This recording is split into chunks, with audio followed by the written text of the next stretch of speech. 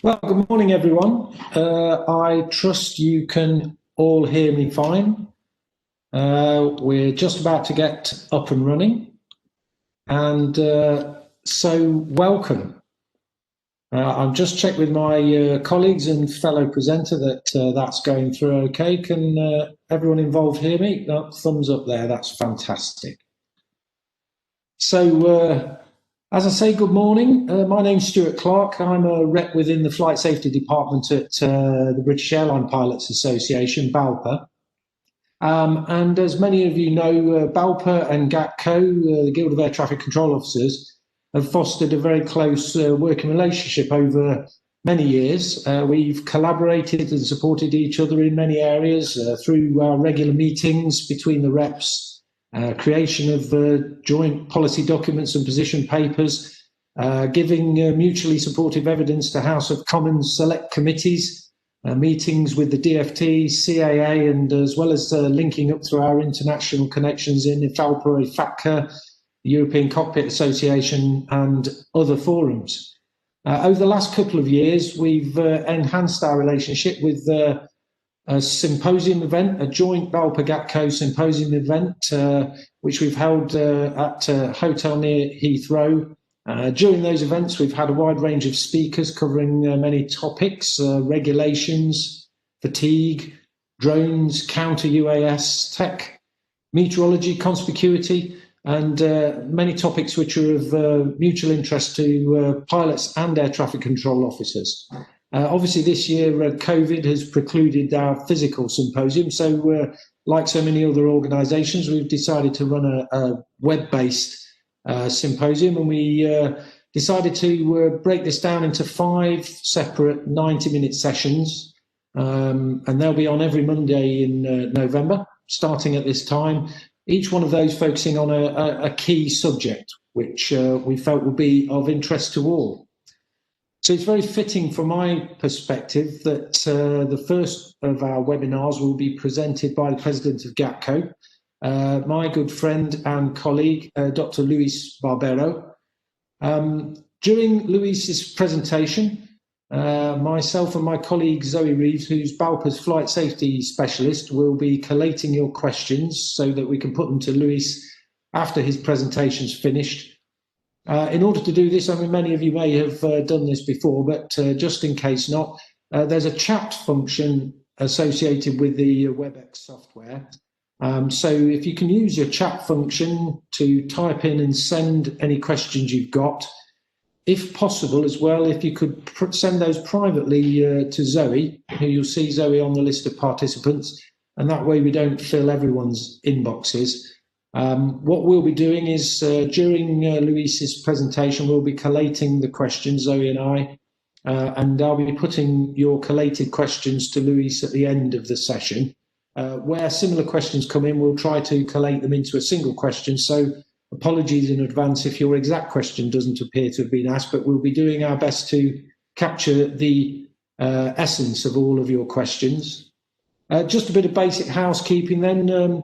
Hopefully to make the event run as smoothly as possible, would you make sure that you're on mute and switch off your videos as well, please, so that only the presenter at the time will appear on the screen and the slides as well. You can view the presentations best by putting it into speaker view, so you should get a more or less full screen picture of either the presenter talking or the slides. And also, if you switch off your video, it should help prevent any problems with bandwidth and internet connections so that things should run as smoothly as possible. One other note, of course, we are recording the event for future distribution via the website so that people who couldn't join us today will be able to benefit as well. So just letting you know that this event is being recorded. Therefore, without any more ado, I'll hand over to Luis for his first of our presentations, that being entitled The Future of Air Traffic Management. Thank you, Luis, and good morning to you. Thank you very much, Stu. I hope everyone can hear me okay. Good morning, everyone, or good afternoon, or good evening. I trust there's some colleagues joining from Asia as well, so it'll be an afternoon for them. And thank you very much, first of all, to everyone at GATCO-BALPA for making it possible that we have yet another Controller Pilot Symposium despite the current circumstances. And I trust you and your families are all well in the current climate. So without further ado, presentation today is going to be on the future of air traffic management. And the presentation is about 35-40 minutes long, so it's maybe a bit longer than I would have liked. I definitely would like to have some discussions at the end, questions and answers, but we'll try to make sure I make some sort of controversial remarks or statements to keep everyone awake. There are two main topics for this presentation. First of all, I'm going to have a look at what COVID-19 has done to aviation and ATM, which will be like the first half of the presentation. And for the second half, I'm going to concentrate a bit more on ATM, air traffic management, and what I think and GATCO thinks needs to be happening so that we can come out of this crisis successfully. But first of all, a couple of quick slides just to introduce myself and GATCO for those of you who are not familiar with GATCO. Me, like everyone else, I suppose, I have a past life, and my background is in electrical engineering. I got my MSc back in Spain quite a few years ago now. I spent some years in industry working, then go back to academia to get my PhD up at the University of Edinburgh, up in Scotland, and back and forth with industry and academia in electronics until I decided to give up altogether and change career and join NATS in 2009. I'm currently an air traffic controller at Heathrow Approach, working at the Sonic Area Control Center just outside Southampton. I'm also an instructor and a Heathrow Approach operational safety representative. And I have been actively involved in GATCO since 2013. A number of roles. Then I joined the EB, and for being in the wrong place at the wrong time, I ended up being the president of GATCO. One disclaimer at this point: everything you're going to see here, everything I will say, are just my views and those of GATCO. I'm in no way representing my employer, which is NATS. I'm just here in my GATCO capacity and as an individual air traffic controller. Just a few quick words about GATCO. The main thing I would say is that we are a professional organization, and I represent mostly UK civil and military air traffic controllers. We've been around for a few years now, since 1954. We also have flight information service officers as members and ATM personnel. The main thing, though, that, as I said, is a professional organization. It's not a trade union. There's a number of people I've met a few times, and they still get it a bit mixed up, thinking that we are a union of controllers. We're absolutely not a union. We're just a guild, a professional organization. And we also have corporate members. We work quite closely, and other stakeholders like BALPA, for instance, was probably the closest ally we have, or the organization we work the closest with. And also, as you see there on the left, IFATCA, the International Federation of Air Traffic Controllers Associations, a name that will come up a few times in the presentation, and which represents air traffic controllers around the world. And GATCO is the only member in the UK. It's just one member per country, and GATCO is the UK member of IFATCA. So once I finish with those quick introductions, what can I say about COVID-19 and aviation? I mean, there's nothing new if I tell you that we've never experienced a crisis of this magnitude in the entire history of aviation. Looking at some figures, and I'm sure you all know those figures already, they keep being repeated on social media and magazines and news pieces and so forth. But we've seen 4 million flights less in the Eurocontrol network between March and August 2020, and about almost 1 billion passengers less at European airports in the period from January to July 2020. And that's just Europe.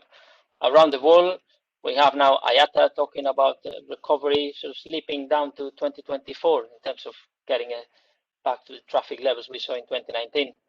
And we have, if we say aviation around the world, sort of has 10 million direct jobs. I mean, those jobs are definitely at risk, and some of those jobs have been indeed lost already. And then bailouts and state loans and help to our industry, in particular aviation, took out about 30 billion euro in Europe alone, and 120 billion euros worldwide, and that's just for airlines, basically. So it's not looking particularly good situation. And rather than just looking at the figures that you're all familiar with, I'm going to see whether we could have predicted this crisis. Is there any way we could have seen that coming? And there's a plot here of the variation in flights in the Eurocontrol network compared to 2019, and you can see the sharp drop in March, and how there was a bit of a recovery, slowly creeping up, and then the beginning of the summer. But we see at the back end now, October, how obviously different travel restrictions, new lockdowns coming, how traffic is starting to go down again. So the first thing is it's very difficult to predict such a steep, sharp in traffic. And one of the reasons why it's difficult to predict is because whenever we look at forecasts, whenever we see any forecast in any area of our industry, we tend to look at trends. We just follow the trend. We have this chart here, and we see if we put ourselves in present, like 2019, 2018 for this chart, and we see in the past the traffic growth, flights in Europe in millions, and we see how the line is not a straight line, there's some changes of direction, but then once we get to the forecast, we just have normally just a straight line. So normally, and that's something that Eurocontrol has been doing more recently, we would have a forecast and just a line, a prediction of how many flights we're expecting. But since those lines, they never predict those turns, they never predict those dips in traffic growth. What Eurocontrol started doing, and other organizations are doing as well, is they create a number of scenarios. And you see on the right, a global growth scenario, regulation and growth scenario, fragmenting world scenario. So basically, when they see that the forecast is not accurate, if you just create a range of values by defining a number of scenarios, you pretty much have all bases covered. So when your forecast is wrong, you could say, well, it's because the scenario we're living is different from the one you're looking at, because we go all the way from global growth to fragmenting world. So what I'm trying to say here is that forecasts have many limitations. I think we give them too much power. As you can see, on the past, from 1980 to 2018, some of the most relevant events for our industry are those changes in direction, the dips in traffic growth, the disruptive events. But those events have never been predicted. And if we go one step beyond and we look back at how our forecasts have been, I have another chart here, chart with some Eurocontrol data. And basically, I'm showing from year 2000 to 2018, the number of IFR flights in the European region, so to speak. And I've superimposed here different forecasts produced by Eurocontrol at different times. Those forecasts, some of them are long-term, some of them are short-term, and some of them include a range of scenarios. And I've just picked the mid scenario. So that's why you only see lines and not sort of a range of values. And you can see here, well, quite clearly, we haven't done particularly well at forecasting what the traffic is going to look in the future. And this is something that we should maybe bear in mind a bit more often. If we can't do something accurately, maybe we should not give that activity as much power as we think. If we look particularly at 2000, you see this crazy traffic forecast that we're going to be on 23 million IFR flights in 2018.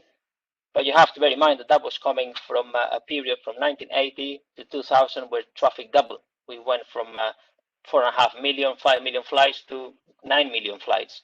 But since then, we've only gone in the last 20 years from 9 million to 11 million.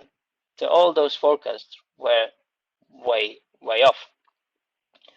So not very good at forecasting, not very good at sort of predicting disruptive events. So what do? We just go back to more forecasts. And here we see Eurocontrol showing, and this is back in April, what the recovery would look like from COVID-19. We see the drop in traffic, and they define two scenarios here. The coordinated measures scenario, if all the stakeholders and governments work collaboratively and came up with common measures, and then the uncoordinated scenario, which would give us like worse recovery. Both of them getting to around 25% of the peak or the 2019 traffic levels by February 2021. But as it happens, news develop, things take place, and obviously that forecast then had to be modified again because of second wave, travel restrictions, and we see here this new forecast from September, and that shows a completely different recovery scenario, much flatter. And I dare to say that this forecast will be revisited yet again and show the effect of second lockdowns that we're going to be experiencing, at least in the UK, starting on Thursday. So we see how we just go back to our forecast, we go back to what we're comfortable with, and we sometimes forget to have a critical view at those forecasts and maybe take them with a bit of with a pinch of salt, I would say, because at the end of the day, forecasts might help planning, but actual decisions in this industry and in many other industries are taken on facts. And talking about facts, there was one chart that I found quite interesting, which I'm going to put here, from IATA, and that's back in April, because normally a forecast, there is a certain element of bias or hope of almost reassurance or self-preservation, but I find this chart much more useful because it's not presenting any forecast, it's just giving you data, actual data, and then you should be able to take that data and make a judgment based on that. Because one aspect that was already available in April is the understanding of how serious this crisis was. But rather than paying attention to that aspect, we were talking about traffic being back to 80-90% of 2019 levels by the end of 2020, which is completely unrealistic now.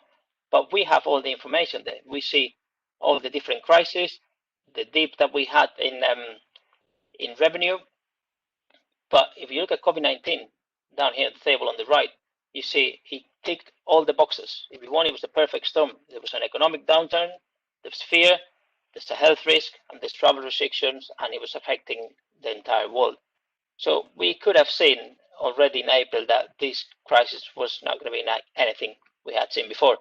And I'm guilty of that as well. I took part in an event in April in front of the Spanish Association of Air Traffic Controllers, and I thought I had a crystal ball as well, and they asked me, when do you think traffic is going to recover? And my guess, like anyone else's guess, was, yeah, I think maybe 80% by summer, spring 2021. And I think I'm wrong as well. So we don't have this this problem with forecast. So back to the question, could we have predicted it? In short, no, we couldn't have predicted an event like this. But what we could have done is expect some sort of disruption at some point, because past evidence showed that there are disruptive events to a greater or lesser extent, but they do take place, like a black swan event, if you're familiar with that concept. The problem is we have been obsessed with forecasts, and we see now the data that we're being shown like every week about traffic levels and so forth. And by doing that, we've sort of stopped paying attention to the hints that we're getting, to the clues, to the different facts, and looking at the situation with a bit more of a critical eye. We just seem to cling on to those forecasts. And I do accept the forecasts have certain level of power, but that power should be limited. So that's one part of the presentation, this way of sort of acknowledging that we couldn't have predicted this, but we should have been expecting something like this at some point, because it has happened in the past. That's probably the biggest piece of information we could get from looking back at our past history. But once we're in the middle of this, how have we reacted? Well, I think initially there was a lot of there were many calls for unity and a coordinated response to the crisis, and we had like we have some different statements here from IATA and ACI calling for consistent measures to prevent COVID-19 spread, calls for a green recovery, calls for harmonized and safe air travel during COVID-19. So many sort of initiatives trying to call for a coordinated approach. All good statements in public, but I have to say the reality has not been quite as rosy as that seems to indicate in terms of collaboration. In fact, if we look at some other statements, once everyone started to be directly affected, we see here, for instance, IATA calling for slot suspension due to COVID-19, ACI saying that blanket slot relaxation, is not justified. We have here Airlines for Europe, for instance, stating that the deferral of ATC charges is useful, but more measures, maybe a full year waiver or further referrals may be needed. But then CANSO saying that NSPs should not be regarded as a source of financial aid to airlines. So there's a lot of exchange of, let's say, opposing views. So this industry maybe has shown that it's not working as collaboratively as we think, even though those statements are being made in the public domain and in the open and quite loudly at times. But we see here how their reality might have been slightly different. And in fact, it's the opinion of GATCO that the aviation industry, and aviation includes air traffic management as well, will benefit greatly from a holistic approach to ensure the future of all stakeholders. And by all stakeholders, I mean all stakeholders. I don't mean airlines, as I will explain later on. I think it's important to identify areas of common interest so that we can have a more collaborative strategy that would render greater benefits. But unfortunately, as I said, I think there is a certain rank or a pecking order when it comes to aviation stakeholders. And you may or may not agree with my order here, but I think that we have IATA at the top there. So airlines, whenever we talk about restarting aviation, they talk about airlines, which is basically a message from the airlines to get everyone flying again, even though aviation hadn't actually stopped during this crisis. And then a bit below, we have the airports on the one side, the air navigation service providers on the other. Not sure about sort of level. I just put them at the same level, but certainly one step below airlines, I would think. So this is what's been happening in general in aviation. I'm going to concentrate now for the rest of the presentation, concentrate on ATM, traffic management. And this outlook is just as bad, I would say. Here, this is from ICAO, and this shows here this diagram, the navigational charge losses by FIR regions and states in 2020 compared to 2019. You see all the minus, all minus, minus, minus, different parts of the world, and you calculate that compared to the charges in 2019, we have a loss of around, so far, and that's from January to September, about 55 to a 60% loss. So quite dramatic, and something that is going to have a long-term, long-lasting effect on our industry. If we look at Europe, we were coming from a couple of years of record traffic levels and delays, but that's for a different day. But then we saw in April 2020, traffic down 85, 90% in Europe. And the important thing to know with that is that air traffic management or air navigation services, I will explain in the next slide, they're funded by route charges, which are paid almost exclusively, or funded almost exclusively by route charges paid by airspace users, i.e. airlines. So if we look on the two charts that we have here, the one on the left, looking at the revenues from on-route charges in the sort of European region, or the area where Eurocontrol collects the route charges for NSPs on their behalf, and we see the significant drop. The planned revenue, the orange line, and then the blue line with the actual revenue, and how revenue sort of recovers slightly for July, August period, but it looks like we're going to go down again, following also the planned revenue, the planned drop for winter, but probably more significant due to new restrictions. And the one on the right is just another way of showing the same information, and I just want you to pay attention to this last row here, where we're looking at the loss year to date, 3.7 billion euros that the NSPs have lost. And of those 3.7 billion, 3.4 billion are attributable to airlines. So, or the airspace users, I should say. So basically, you can see how this is quite a sore topic, I would say, because you have airlines who are liable, strictly speaking, by the regulation for like 3.4 billion euros that should be given back to NSPs. So we're starting to see the beginning of the problem, or the tip of the iceberg, in terms of how ATM or air navigation services are run at the moment. And if we see this significant drop in revenue, that has been compounded by the fact that ATM, air traffic management, is a 24/7 industry. The skies have remained open. aircraft. There were a few aircraft in the sky. I've certainly noticed that as a Heathrow approach controller. But air navigation services have been provided to all sorts of other flights, medical, repatriation, cargo, military flights. We have continued to provide that service. We have been there. The skies have remained open. And that has shown that air navigation services and air traffic management as a subset of air navigation services is part of the state's national critical infrastructure. And that's according to ICAO as well. So we have here how air navigation services, all of them, search and rescue, Met services, air traffic management, aeronautical information, CNS, all that has remained open. But it has not been receiving the revenue they were expected to receive. So how do we solve this catch-22 then? We have no revenue, a lot less revenue, but the ANSPs have been open for business. Well, we saw Eurocontrol in April decided to allow the airlines to have sort of a deferral of route charges up to 1.1 billion euros.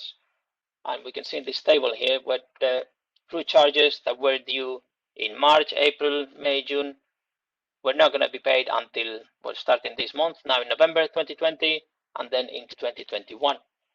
And those charges were for services that had been provided a month in advance.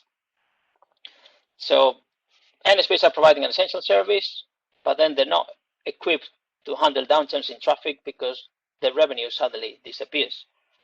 And I would like to make a reference to Hungary Control here, the Hungarian NSP, because they were probably one of the more vocal NSPs around when all these measures were announced, and they put a couple of tweets. I wonder whether it's just people from Europe, Hungary Control, who were going to retire shortly, and they thought, I'm actually going to speak my mind. But this is sort of the stuff they said on Twitter, like COVID nationalized the aviation market and will turn NSPs into charities. Well, we saw the statement before from Canso. They said that, well, any deferral of route charges is ultimately another bailout, another help for the airlines. And Hungary Control went again on that topic. Any non-refundable financial aid to NSPs is in reality financial aid to airspace users, including non-EU carriers. So we see how we have a system that gets revenue when the passengers fly, but then if the passengers don't fly, the airlines are not flying, there's no revenue, but the system's still open for business. So well, what is the problem then? Let's say money is the root of all evil. So this is the particular root of all evil for ATM, which in the European context, and I know I'm going to be concentrating on Europe, but some aspects can probably be extrapolated to the rest of the world. We have the traffic risk sharing mechanism. This is a chart that IFATCA came up with. And I'm going to give you in a couple of minutes a very simple explanation, and you might be much more familiar than I am with the charging system in Europe. But basically, NSPs in Europe, they get together with their civil aviation authorities. They come up with a plan of how much it's going to cost to provide services, let's say, for a year. And then they look at the traffic forecast, traffic prediction for that particular state from STAT4, and they say, well, if we're going to get that many aircraft and we need to pay for this amount of money, every aircraft is going to contribute this amount of money. And that's how we calculate the route charges, simplifying. What happens then when the year goes along and then the traffic comes or doesn't come, and there's a slight difference? If the traffic we get that year matches what the forecast said, and then our calculation of the cost was accurate, there's no problem. We have covered our costs. If then we have more traffic, there's additional revenue for the NSP, and the NSPs are allowed to keep some of that revenue up to 2%, as you see on the right side of that chart, of that blue triangle. So up to 2%, that's additional revenue that the NSPs keep. If the traffic has grown even more, so that the revenue goes past 2% above what had been estimated, then there is a sort of a share of that revenue, that additional revenue between the 2% and the 10%. Some percentage, 30%, goes to NSPs, and 70% goes to airspace users, i.e. airlines. If the NSPs have a very good year and they have much more revenue than they anticipated. Anything above 10% goes back to the airspace users. The problem is what happens when we go down the other way was exactly the same, mirror image. Within the 2% of loss, the NSPs have to bear that. Between 2%, 10% reduction of revenue, to share that between airlines and NSPs. And then if your revenue has been reduced by more than 10% NSP, we go back to the old system of full cost recovery, which means the airspace users have to, in a way, compensate NSPs and make up for that lost revenue. And that is done by modifying the route charges, like in the future, basically year +2. So as you can see, we are on the really far left of this diagram, and you can imagine. I mean, you have to sympathize with the airlines. They haven't been flying, but they're supposed to be basically filling the gaps of that lost revenue by ANSPs. So of course they're going to say that they don't think they should pay that. So one important aspect is, because you might say, well, why is the system like this? Well, it's interesting because there's a book called Achieving the Single European Sky, and I'm going to get a quote from that book. It's quite an interesting book, and it explains the different process and the different areas like capacity and safety and environmental performance and so forth. And there's a quote when they're looking at the traffic risk sharing mechanism that I'm going to read here. It says that beyond 10% of unexpected traffic growth or decrease, the full cost recovery applies again, in particular in case of traffic collapse, to protect the financial viability of NSPs, safety and continuity of service. So we already say that this was in place to protect NSPs, this system. But as soon as we got to that situation, what happened? Deferral of route charges, airlines, and certainly some lobbying groups amongst airlines trying to change that regulation, saying that they shouldn't be paying that, even though that was the precise reason why we had this traffic risk sharing mechanism. On top of that, we have the rest of the quote there. It has to be said that such unexpected traffic evolution was never attained, even in the worst years of crisis of the last decade. So here we go, another I'd say oversight. We never stress tested this system. We thought, well, we've never had a collapse in traffic before, so this system is going to work. And what happens? Lo and behold, that collapse in traffic happens, and the system shows to be clearly unfit for purpose. So one can understand the position of the airlines. They're not flying, so why do they need to fund the fixed cost of a service they're not using? And GATCO, as a lobbying group, you could say, for air traffic controllers, couldn't be, or IFATCA couldn't be farther away from the likes of Airlines for Europe in terms of the ideological spectrum about this industry. But the way they say opposites attract, we sort of both see, and I understand why airlines don't want to pay all that money, because they haven't been flying. We might see or look at solutions differently, but we certainly agree that there's an issue there. And this is an area where GATCO, IFATCA, we've been working on for some time, certainly since even before this pandemic, when we're looking at the different reference periods in Europe, because we think that a new normal is possible. They keep talking about restarting aviation, then the restarting aviation message changed to building back better. And we agree, we definitely have to build back better. We don't have to go back to what we had. The problem is there's too much of maybe an urge to go back to the normal we once knew. But I think this is a key point for our industry. It's a key point for us to rebuild from scratch and build a new system that is much more sustainable, much more efficient, and much more scalable, and that puts us in a better position against future disruptive events. So if we look at how can we fund air navigation services? Well, this is our wish list from GATCO, IFATCA. 3 points. We want a system resilient and flexible enough to react to upturns and downturns in traffic. I'd say everyone would agree with that.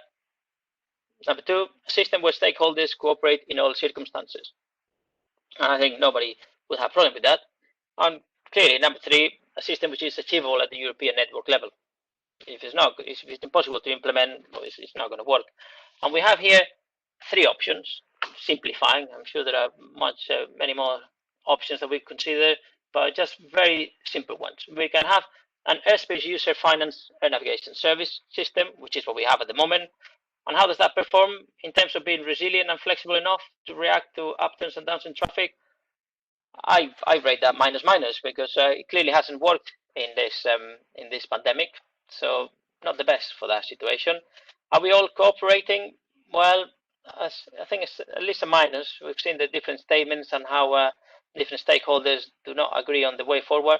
And if you look at the Commission proposal for the rest of reference period 3, and you go through the website and you go through the different comments, different feedback, you certainly see the feedback from the airlines being on the one side and the feedback from NSPs being almost on the opposite side. So clearly we're not cooperating as much as we would like, or maybe a compromise, a trade-off has to be found. And then number 3, a system achievable at European level. Well, the airspace user finance is achievable because it's the one we have, so they get a plus there at least. On the other side, the other end, before I go to the middle, state finance ANS.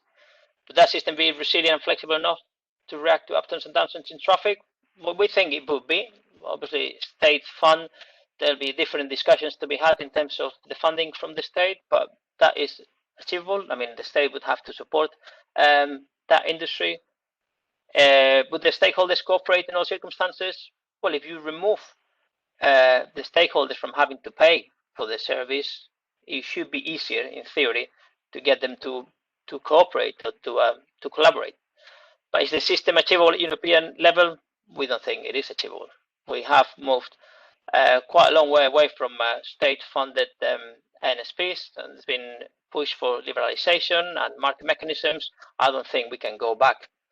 It leaves us with an option, which is the preferred option of GATCO, IFATCA, which is a hybrid, some sort of hybrid system, where the state funds some part of the NSP's cost, and then extra fund or extra revenue comes from those who use those services.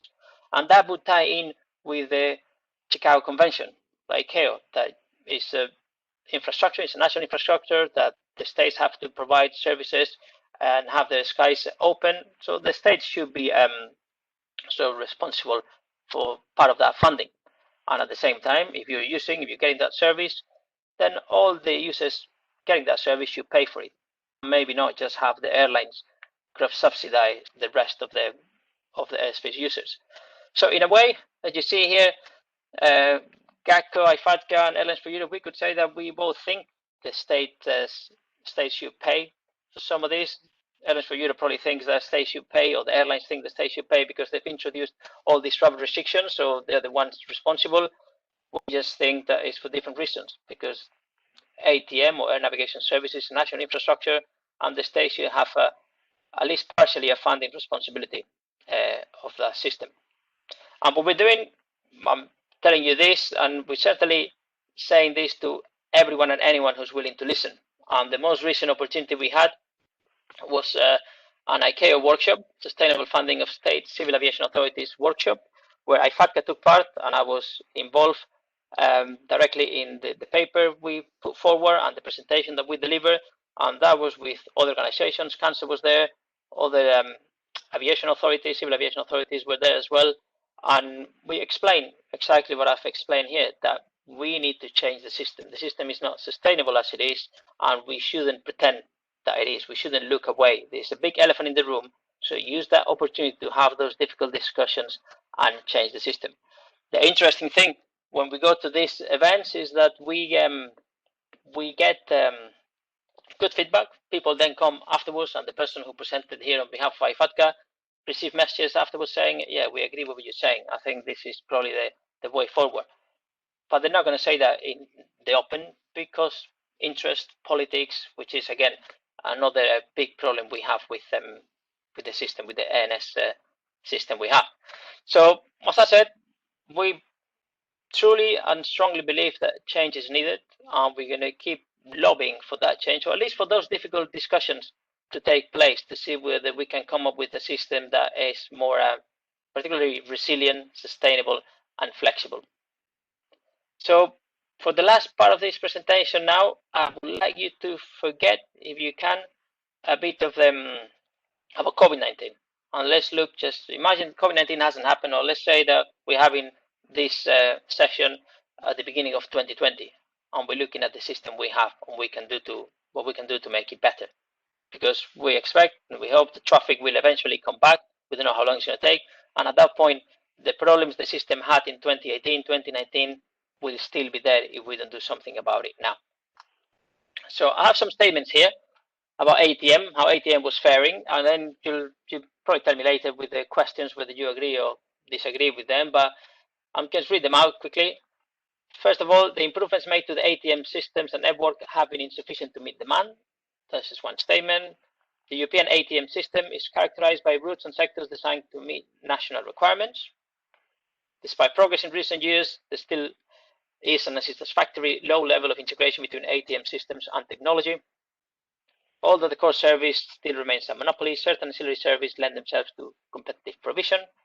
And finally, Europe suffers from a chronic shortage of air traffic controllers, leading to intense work pressures at the expense of flexibility and capacity. So if I say this is what the situation was in January, December of 2019, I think you'll probably agree and say, yeah, this is an accurate reflection of where we are. The interesting bit about this is these are just quotes. These are just quotes copied from a document, which is a report of the high-level group on the Single European Sky, and the document is from November 2000, so precisely 20 years ago. So that's what we were saying 20 years ago about the system, and I think we could have said the same, and we're definitely saying the same. We're definitely saying the same in 2019. So clearly, we haven't really done much work, or not very effective work, in the last 20 years to tackle those issues. And I'm going to concentrate in 4 of them. I'm going to concentrate on, I'm going to forget about the top one, because capacity, yes, I don't think capacity is going to be an issue for the foreseeable, so we can leave that aside. But certainly airspace, technology, business model of NSPs, and people, which is what I'm going to look at for the rest of the presentation. But since this report was from November 2000, what have we done since in the interim? Well, Single European Sky, that's what we've done. Single European Sky 1, 2, 2 plus, and so forth. But Single European Sky 1 in 2004, with trying to get a strong European regulator, the concept of functional airspace blocks, the collaboration between the European Commission and Eurocontrol, new technologies, the involvement of professional staff organizations. So that was the initiative 2004 that was going to change or address all the issues I've highlighted in the previous slide. Then we got to the European politics and the interests of the state and so forth. So we had to reinvigorate or sort of refresh all those concepts and come up with a new initiative, which is Single European Sky 2, 2009, where we had this performance scheme that we now have, which performance charging scheme, which might not be as efficient as we thought.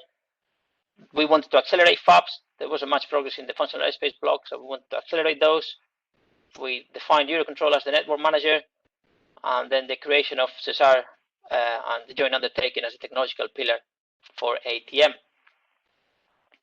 And recently, we had the Single European Sky 2 Plus, which is, I put that 2013 because most of the proposals that were agreed already in 2013, but there were some issues there, particularly with the UK and Gibraltar, but that could have been solved already or will be solved by the end of the year.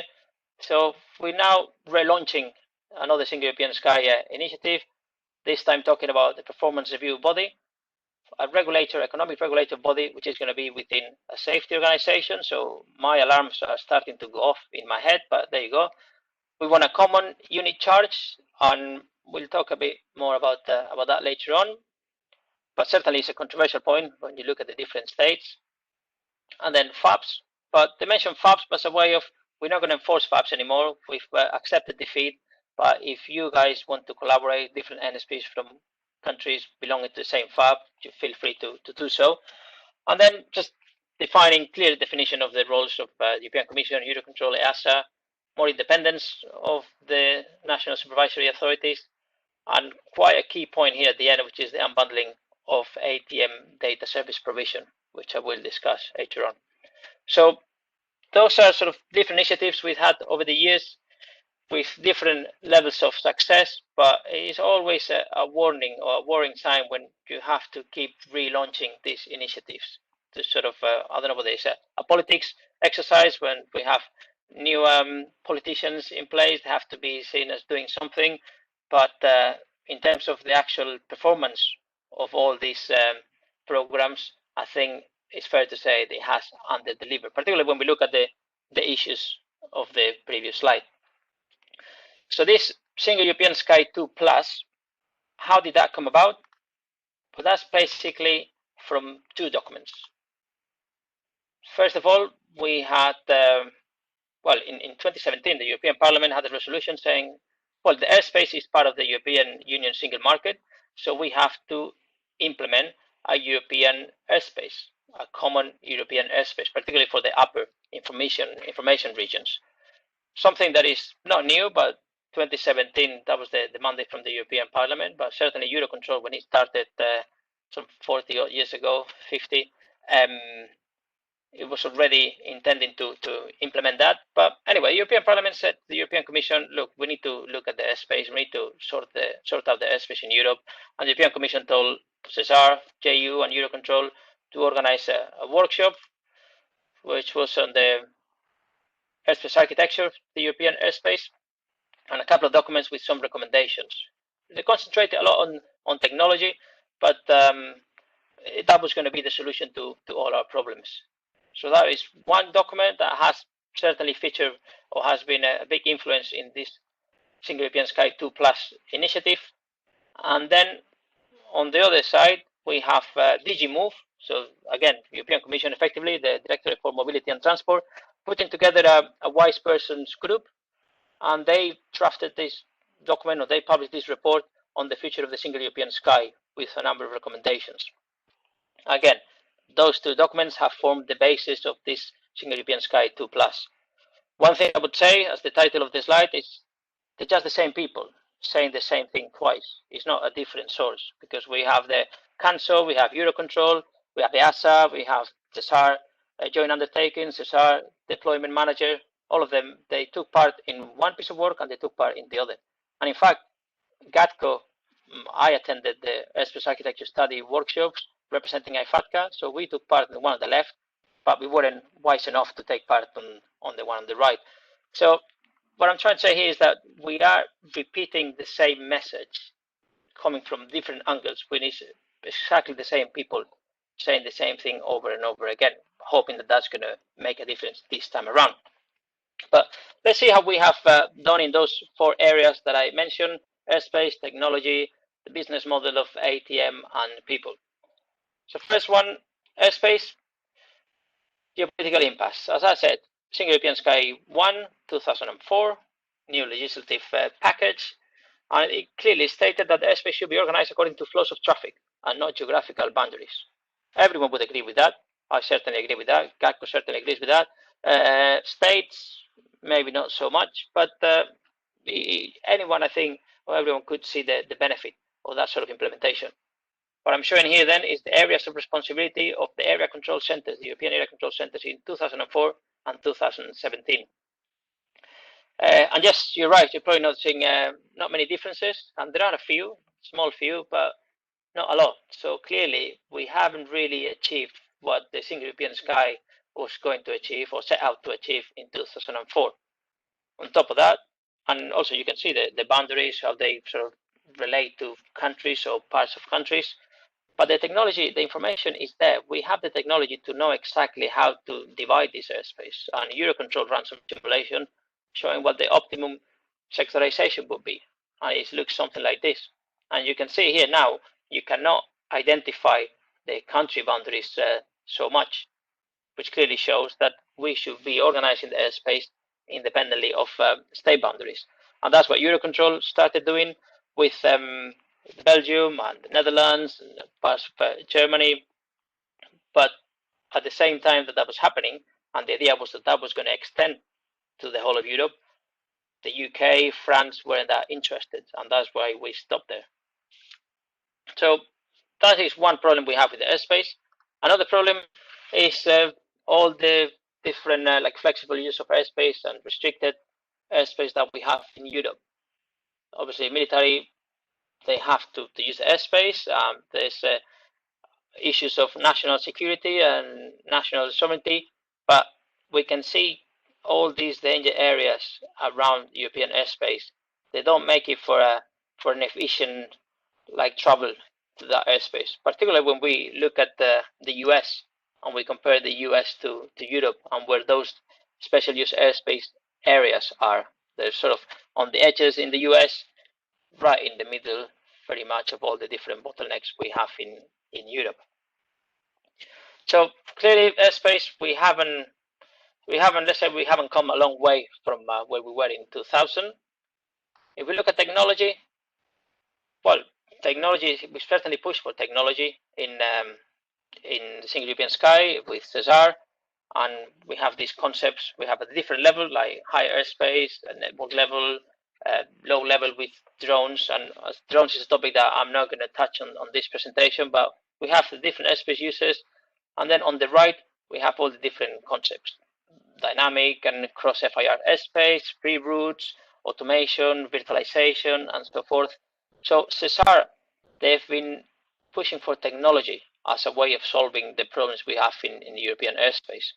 The ultimate problem is this line we have here at the bottom between state A and state B. We cannot break that line, so we hope that technology above is going to overcome that limitation.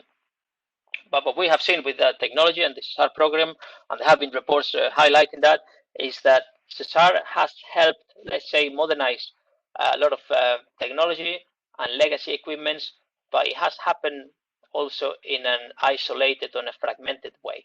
We have had the NSPs partnering with technology providers and modifying the systems, but not looking at how other systems have been modified in other parts of Europe. So the issue of interoperability has not been tackled at the European level.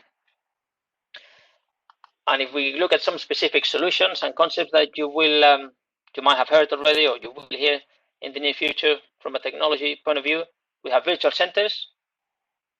The idea, and I'm going to be brutally honest here, the idea that we can control and provide a service from a different place to where the aircraft is flying. Well, I'm sorry, but this is already in place, particularly when I do Heathrow approach and I work outside Southampton, and certainly pilots don't know, or quite a lot of pilots don't know that I'm down at Southampton, particularly because of the request I get to visit Heathrow approach, thinking that we are at the airport and they can just come off the plane, come and see us, and then go back on the next rotation. And say, no, sorry, you'll have to get on the motorway down 70 miles to come and visit us. So virtual centers does exist as a concept. The technology is there. That's achievable. What they're trying to solve with those virtual centers is the issue of national airspace, that line between state A and state B. And that issue is a political one. It's not a technology one. So virtual centers as such, I don't see a problem, implementable. What you need is probably more interoperability and cooperation between states, but that's already there. But they're just trying to use that as a replacement for functional airspace blocks and as a way of, if you want, remove the state boundaries of air traffic management in Europe. Another concept, flight-centric operations. If you know that the aircraft are controlled, or the airspace is divided in sectors, and a controller controls aircraft for that particular sector, and that's how basically air traffic control is organized at the route level around the world. We want to go to a flight-centric mode where controllers would control specific flights through an airspace. So more than one controller would control flights in a specific bit of airspace. Well, I can tell you, or if anyone tells you that, tell them that it doesn't work. It's not going to work. It's very limiting. It introduces many issues from safety, from a conflict detection resolution point of view. It could work in very low workload scenarios, I would think. So I don't think that is the future. So if anyone tells you about flight-centric operations, you can pass a message from me that no, that's not going to work. We should look elsewhere. Or the topics, trajectory-based operations. Well, absolutely. I mean, I couldn't agree more. This is something that we should have had for a very long time in the ATM system, so that we have more accurate information of where the aircraft are. everywhere around Europe, and we can exchange that information in real time, efficiently. But the technology, I think, is ready, but the development has been somewhat slow. UTM, obviously we have new airspace users, drones, and we have said that as GATCO, that it's all about integration. We need to integrate drones. We don't want to segregate the future, and if this industry is going to boom, it needs to be integration. But for that, we need building blocks in place. We need detect and avoid. We need conspicuity. Electronic conspicuity is something that we have been pushed for a long time from GATCO. We need to be able to provide the same level of service and safety that we provide to manned aviation if we want true integration. So that remains to be seen. And the last one that you might have heard in recent years is artificial intelligence. And yes, there's a lot of talk about AI, but because of my past in electronics, I did work with AI back in the 90s, late 90s, and I programmed my sort of neural networks and so forth. And I have not really seen AI as such in our industry. What I have seen is new tools, new automation, new algorithms based on machine learning and data mining, even new image and video processing tools that have been available in other industries before. So again, if they tell you it's artificial intelligence, there is it's not quite the artificial intelligence as it should be understood. But certainly new algorithms, new technology, and we certainly picking technologies from other industries that can benefit the ATM. What else is there from a technological point of view? Well, I think the big elephant in the room, again, is interoperability and standards. If we have this map from Eurocontrol, it's different areas of European airspace and the different flight data processing system suppliers. And you see the different colors. So those systems not operating according to a agreed worldwide standard, but their own solutions, obviously bringing then all sorts of problems with interoperability, exchange of information, and so forth. It's almost like if you have in a different industry, companies working, I don't know, accountancy companies, and they would develop their own spreadsheet software so that the files couldn't be opened from a different software from a different company. So you had to convert files and so forth. So this is more or less where we are in terms of ATM data. And it reminds me a bit of, again, going back to my past, of what happened in the mobile communications and the difficult road to standardization. I think ATM can learn a lot from the mobile communications industry. We are maybe, I'm going to say, 20, 30 years behind in that area.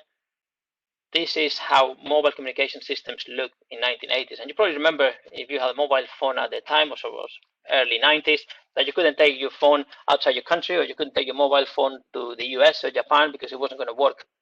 Because mobile systems, when they were initially developed in the 80s, they were developed by the states. The states had technology companies, and they would develop a mobile com system that would work in that particular state.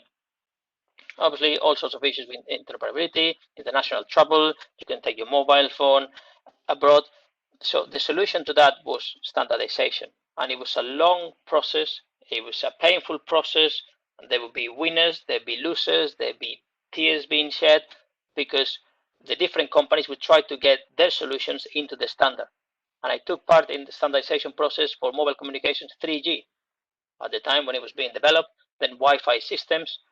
And it's quite a big undertaking. It's a massive project, and many industry, political interests. So a lot of difficult discussions and arguments, I would say, were had. But that was the only way we could get to where we are now, when you can take your mobile phone everywhere, where you can be on WebEx listening to me talking from a different country, a different location. Without standards, this wouldn't have happened. And I think this is what we need to push within ATM. We need more standards. We need to stop developing systems in isolation, in a fragmented way. It's a bit, it's an example that I was told by somebody in the industry. Imagine if airlines went and said to Airbus and Boeing, I want to design my own cockpit. I want my cockpit to have these buttons here, this there, this there. What do you think Airbus and Boeing would say? It says, no way. You fly the airplanes we're going to give you. We create the sort of the cockpit, the aircraft that you're going to be flying. And that's why pilots can move from one airline to another airline, and if they're type rated and they're going to fly the same aircraft, the transition is relatively smooth, certainly smoother than for a controller to move from one NSP to another. So technology there is certainly an issue, and I think standardization, we should try a bit more to standardize our systems, not just about making them interoperable, but to actually define standards. Other area that we could improve on, the business model of ATM, of air navigation service providers. As you saw in the Single European Sky 2 Plus, they talk about the unbundling of ATM data service provision. And again, that was part of the airspace architecture study. And the idea on this diagram you see on the left, you can have an NSP, number one, that goes all the way bottom to top, data production, data aggregation and processing, and air traffic services. But you could also have NSPs that concentrate on the service provision, and they get the data, whether it's flight data, surveillance data from other providers. And you can get CNS, Met services, different services from other providers. There's a big push for that. I think there has been a big push in Europe for market mechanisms and liberalization, and they've probably realized that the en-route market for the air navigation service providers is not very suitable for market mechanisms for competition, because you have the states taking part and issues of national security and so forth. But maybe some ancillary service that lie below the air navigation service provision side could be sort of liberalized, or we could have different providers of surveillance. So in particular, if we think of ADSB, for instance, smaller NSPs could get the data from providers and concentrate on providing the service. So there's certainly a push for that. It's going to be a difficult road, but I can see that happening. I can see that taking place before we come to sort of liberalize or have open competition in the en-route domain for air navigation services. Another problem we have with NSPs as well is the fact that we want NSPs to be more efficient. Airlines, the European Commission, we want NSPs to work like with market mechanisms, but en route air navigation services is not a market. There is no market in there. It's effectively a monopoly per state. You can have market in other areas, as I said, with ATM data service provision, but not with the air navigation side. So what happens then? You get NSPs tapping onto other areas, what we call the non-regulated part of the business. They can develop systems, they can have consultancy activities, because in the monopoly, in what is the air navigation service provider, there is no market, the state monopoly effectively, so you have regulation. And when you have economic regulation, as you saw with the traffic risk sharing mechanism, there is a limit on how much money you can make, because you have to, any extra revenue, you have to return back to the airspace users. So what we're seeing is NSPs trying to diversify a bit, and we have some headlines here from the news about Airways New Zealand, simulation technology going to Malaysia, DFS and Deutsche Telekom joint venture for drone market, Aerotai working with Nepal, or NATS having a contract with Changi Airport for digital tower technology. So we see how NSPs, they're becoming less of NSP. That's not the center of the business sometimes. Even it might be the center in terms of revenue earning, but they are developing more and more into sort of ATM development companies. And it might be that this industry has shown that those two areas have to be separated a bit more. Maybe we need some rationalization to make organizations more efficient, more scalable, so that NSP, or the air navigation services side, does not suffer. As you see, quite a few issues that we have with airspace, with technology, and with the business model of NSPs. Because if we think that we can liberalize the ATM data service provision, if we don't become more efficient, then the Googles and the Apples will come and start doing ATM for us. So that's one of the sort of controversial statements, if you want, to keep everyone awake. But we're coming up to the end of the presentation. The last point I want to make is about people.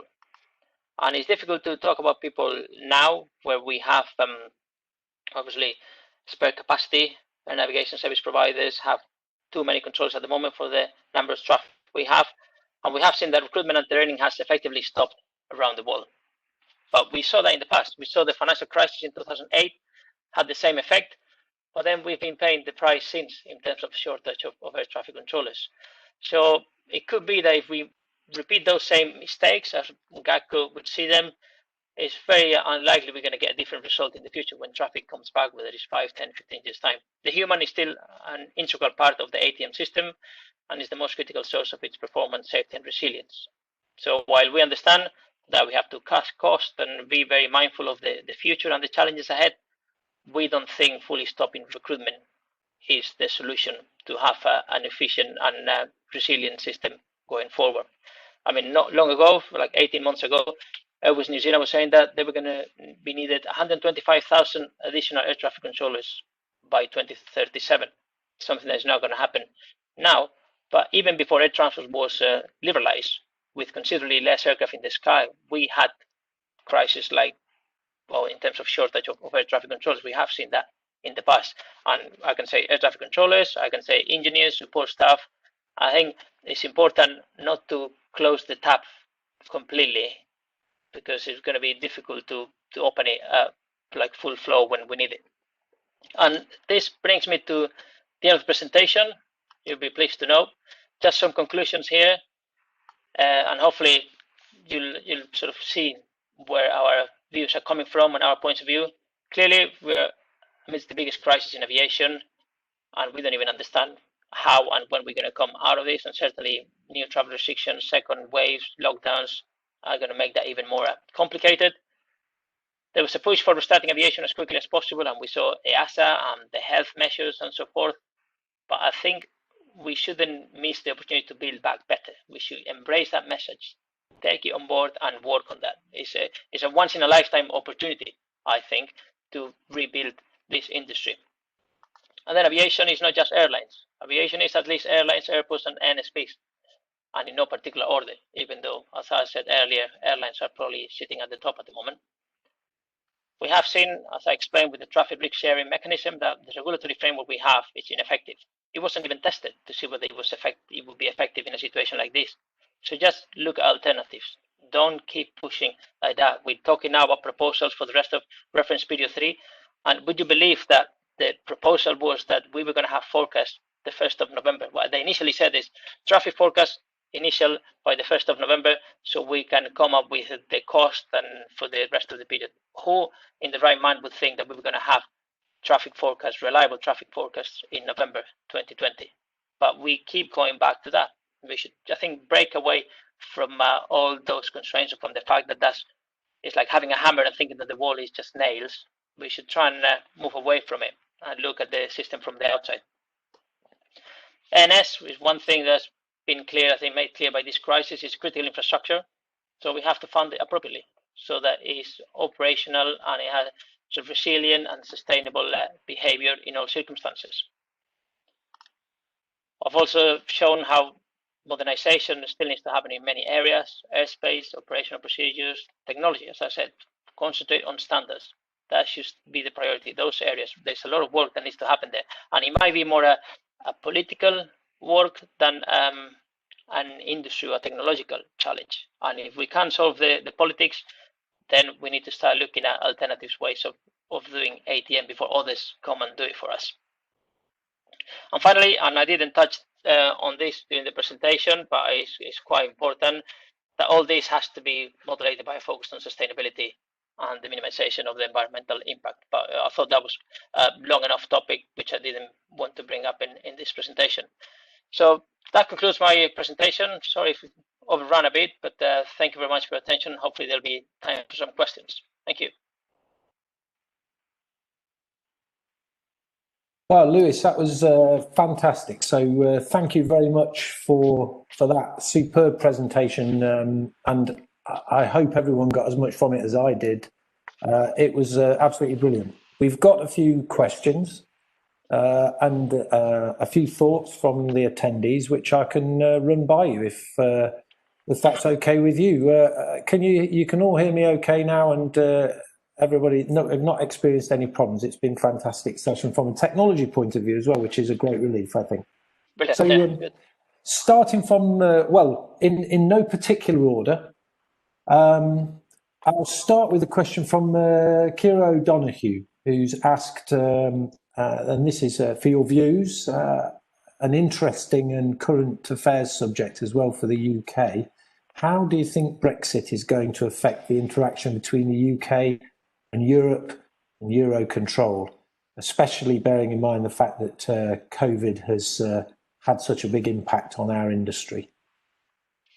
I think that's a key question, and I'm not going to say I have a crystal ball, and I would even dare to say that nobody exactly knows what that collaboration is going to look like. And a lot of discussions are taking place still, and they have to take place between now and the end of the year to know how we're going to work together. Because, as you know, the UK is not going to be part of EASA, so that means how we're going to work with EASA in terms of regulation and safety. We're not going to have a voice there. Are we going to take those regulations? Are we going to transpose those regulations to UK law? What are we doing for the rest of the reference period 3 in terms of the performance and charging scheme? Are we going back to the Transport Act 2000 in the UK? I mean, we haven't received any clear indication of what's happened, so it is a big unknown and certainly a concern for GATCO. Is it probably an appropriate time for me, possibly slightly controversially, to flag up the fact that we did, of course, offer an opportunity to DFT and the CAA to come and speak with us all on the topic, and obviously put them on the spot and ask a few questions about how they saw aviation moving forward post-Brexit, 31st of December onward. And unfortunately, they felt unable to come on and join us in our WebEx series of webinars. So I don't know what that tells the participants, but to me, and I'm not pointing the finger, but it very much feels that they actually themselves don't have the answers yet. So we're going to be very interested and concerned to see how this pans out over the weeks and months to follow, and certainly as we get into next year. I'll leave that one hanging for everyone to think about, and move to the next subject. We've got a couple of a question which follows on from your discussions of traffic volumes and projections from Jeremy Pigeon, and it's a question directly to Lewis. If it's impossible to predict what traffic will do in the future, how do you think ANSPs can effectively plan their staffing levels? I think it's impossible, as I said, to predict the future. You'll have to take those forecasts with a pinch of salt and try to have a best sort of endeavors guess of what's going to happen to plan your staffing levels. But there's something that you could do regardless of traffic levels. You'd always, in any organization, you should always try to have as lean an organization as possible. You should simplify process, optimize process, technology, people. You should be looking at those areas for improvement in any situation, and we should be using that. That should have been happening anyway in recent years and should continue to happen, and that in a way is shielded from the specific traffic forecast. Understandably, you need to have some specific information about the levels you're going to expect for the staffing, and a forecast, long-term forecast, is not going to be accurate, but you do have airlines are telling you in advance where they're going to run these flights, cancel flights, and so forth. It might just be a few weeks in advance, and obviously that's the problem with the staffing levels, how you man for that. But it's just trying to do the best. I did say forecasts don't have as much power as we think. We need to give them some credit where credit is due, but we should take them with a pinch of salt and maybe be a bit on the conservative side with the planning. Indeed, and following on from that, a thought, something that's concerned us greatly within BALPA and the flight safety side of things, that in these cost-conscious times, especially as the kind of critical phase of return to operations over the months and possibly years that follow, everyone's purse strings are going to be pretty tight. Cost is going to be key. And a lot of organisations have massively reduced their manpower. But the problem with that is that there'll be clearly, if we ramp up quickly and in an unexpected manner, that's not been predicted by the ANSPs, by airlines, other organisations, we could well have a shortage of air traffic control officers, pilots, engineers too, perhaps due to redundancies and furlough, because these individuals are highly trained and they require input. You can't just bring them online from the unemployment line overnight and get them back up to full working skill levels. And that could actually become one of the single biggest threats to safety going forward as the industry tries to return to normal. So as professional associations, GATCO, BALPA, others, representing our experts in the field, how do you think we safeguard against that safety critical manning issue that we may well come up against during the ramping up of operations? I think I would link that to the charging scheme and the funding of air navigation services. And we saw Transport for London getting a significant amount of money to keep services running in London just a day ago or a couple of days ago. And it is because of this industry, because of the fixed costs that you have in this industry, you have to have a sustainable way of funding those services.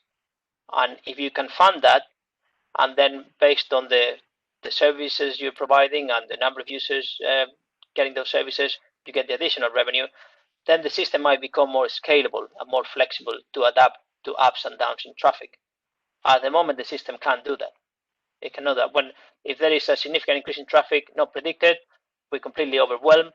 If there is a significant reduction in traffic, the mechanism is running and it's impossible to suddenly reduce cost or remove some of those fixed costs, and the funding requirement is still there on the airspace users. So I think a new funding mechanism, a new funding system would go a long way in ensuring that the industry can react more efficiently, particularly the ATM industry can react more efficiently to those changes.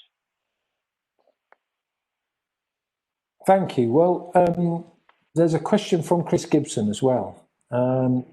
Do you think that the time required to change the funding of ANSPs to some sort of hybrid system could be implemented in time to actually financially help airlines and industries survive the current crisis?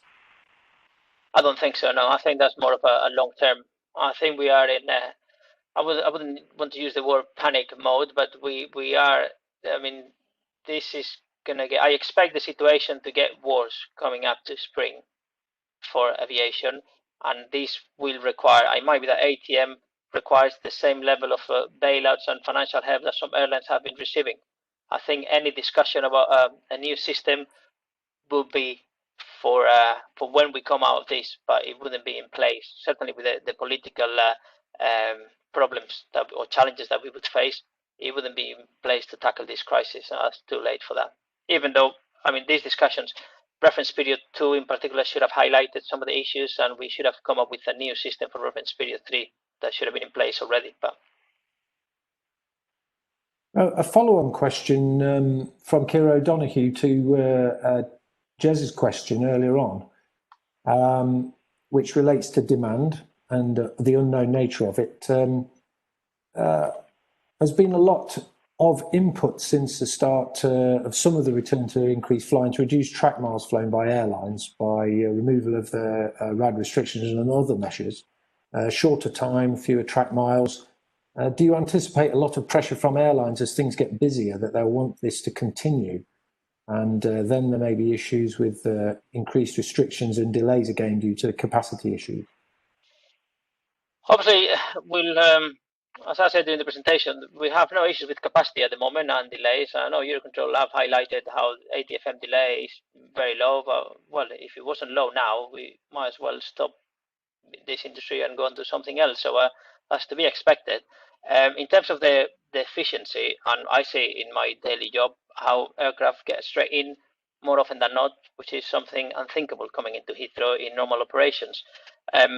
but when we look at the statistics, the Eurocontrol data on efficiency, on flight trajectory efficiency, both horizontally and vertically, we are in about 96, 97%, both horizontally and vertically. So we are doing a bit more now because there are many aircraft in the sky, but the room for improvement is slightly limited because we are already, and we always have that. When you look at the efficiency of flights, the flight plan trajectory is less efficient, consistently less efficient than the trajectory they actually fly. So we are always doing something to improve that that mileage or that efficiency of the vertical profile, but we are getting close to sort of the limit of what can be done in that area. We need to look at other aspects. There's only so much you can do in terms of changing the tracks and the route directs and so forth. Further efficiencies are to be obtained, or this last bit of efficiency left is only going to be achieved when we break away from geographical boundaries of airspace. Indeed, and a few questions and thoughts coming in about that environmental impact issue. So we're sort of referring to the overarching concept of single European skies and straight line routes, full use of trajectory-based ops, and also from a pilot perspective, utilising the full sort of VNAV capabilities of modern aircraft. Hopefully the elimination of airborne holding, etc.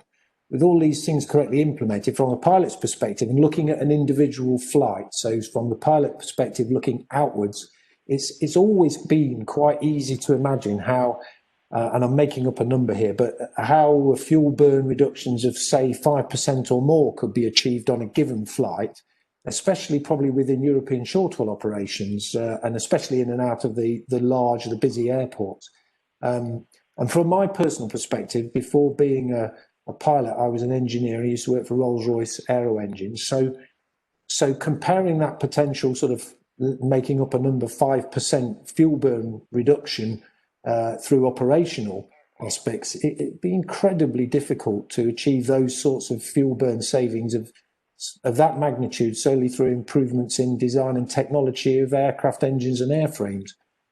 So with a huge emphasis being placed on environmental impacts now, surely single European skies has got to be implemented and as soon as possible, because it actually looks like low-hanging fruit in regards of environmental benefits.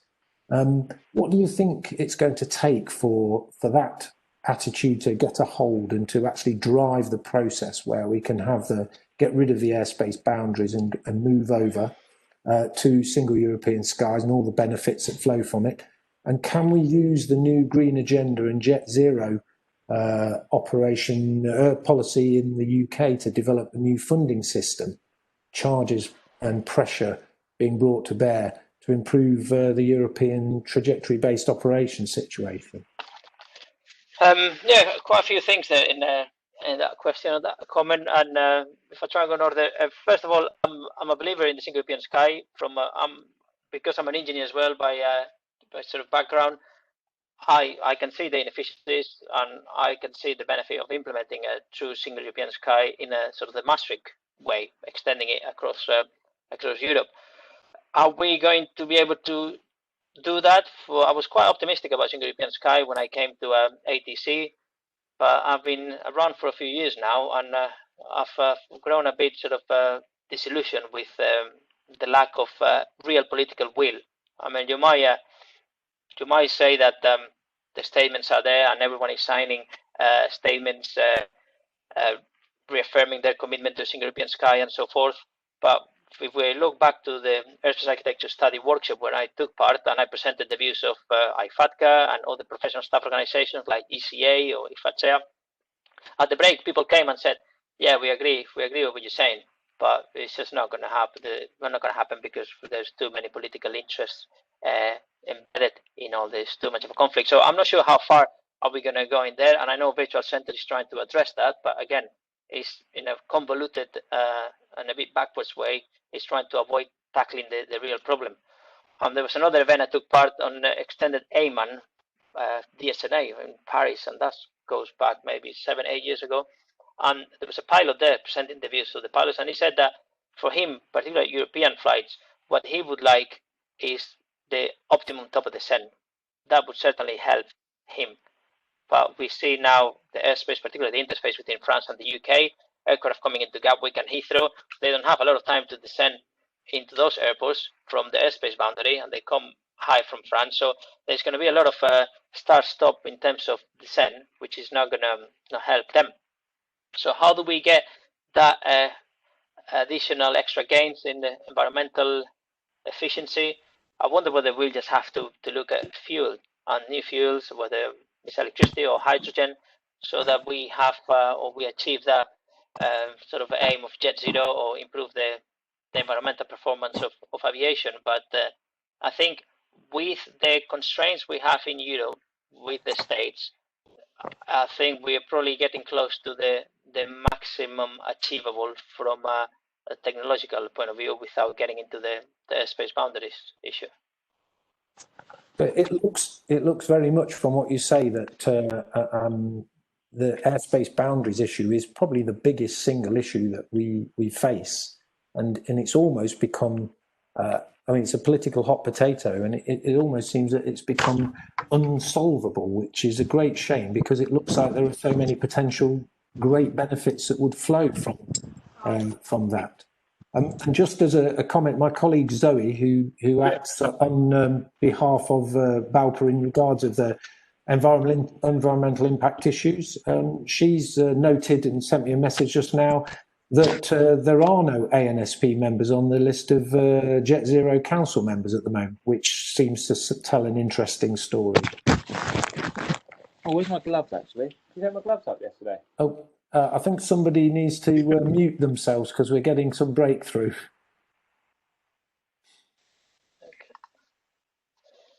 So, and the final question I've got in my inbox is from Robin Garrity, and it follows on again. It's a good question following on from some of the issues that we've discussed. European Commission and EASA have firm views on the way forward and are not always quick to change their opinions. What form of lobbying do you think could be the most effective to bring about the significant changes that you recommend?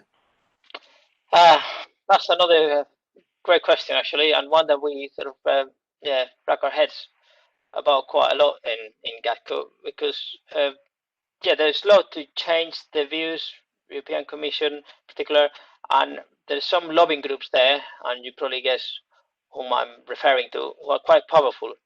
And there's some other lobbying groups that are not as powerful as they should be, maybe, or at least their views are not taken at the same level as other views, even though they have a deep understanding of the system and what needs to happen. So from the point of view of GATCO and IFATCA, we can only keep sort of banging on about our solutions or our views on how to solve these problems, but we appreciate that there are other stakeholders who have much more significant power. And I mean, for me, it was quite telling when I saw the deferral of the route charges from Eurocontrol. I could see what the where the power lies. And if I can be a bit controversial, just to end this as well, like I don't know if anyone here saw the hard talk, the Eurocontrol hard talk, when they interviewed Billy Walsh from BA, and there was Eamon there, and Andy Charlton was asking at the end, so Billy Walsh, anything you want to say at the end and what to do? And what he said was that I hope Eamon stays there for a very long time, as opposed to talking about the industry and what happened. So because he's doing a great job. So if an airline is saying that Eurocontrol is doing a great job, it's clearly taking care of their needs quite well, I would say. So I think the lobbying is an important part, and is understanding that aviation is not just airlines. There's many more stakeholders in aviation.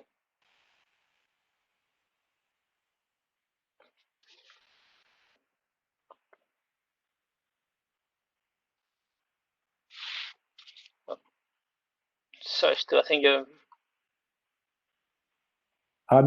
I made the fatal mistake of muting myself inappropriately there. Sorry about that. So one final question, and then I think we'll call it a day. And it's from Robert Legg. To Luis, in your presentation, you appeared to dismiss the concept of functional airspace blocks. Can you explain?